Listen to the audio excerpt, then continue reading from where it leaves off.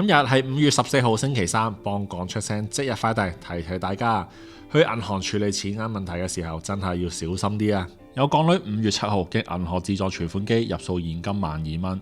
事後咧就發現相關嘅存款竟然離奇失蹤，銀行就回應查詢嘅時候就表示啦，冇任何插卡存款嘅記錄。所有戶口都冇存款記錄，竟真係非常之驚嚇啊！不過好彩女事主咧喺存款嘅時候就有做到一件事啦，就係保留入數嘅收據。佢就話收據上面寫明收妥，而且上面亦都有戶口號碼、櫃員機嘅編號、存款日期、金額等等嘅重要資料。佢曾經就向銀行嘅客服查詢係咪提款卡有問題呢？但對方回應就話 check 過冇問題，表示係存款機問題，兼且一直 say sorry， 承諾會跟進事件，要求女事主等7個工作天。直至尋日5月13號，女事主再次喺社交平台嗰度發文，就話經過不斷投訴之後終於喺5月12號追翻有關嘅款項。但係銀行仍然未有解釋點解當日入數成功之後，何解賬戶會冇任何記錄嘅呢？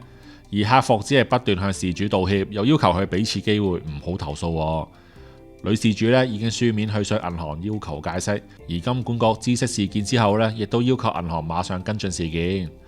唔少網民都喺女事主嘅貼文下面留言，表示遇過同類嘅情況，有啲人入數冇記錄，有啲就點算金額錯誤，亦都有提款嘅時候出少咗錢，往往都要經過一大量繁複嘅程序先可以追翻啲款項。不過銀行喺處理類似嘅事件嘅時候，比較小心謹慎，亦都無可厚非嘅。尤其係之前東張西望，亦都曾經報道過一宗存款羅生門事件，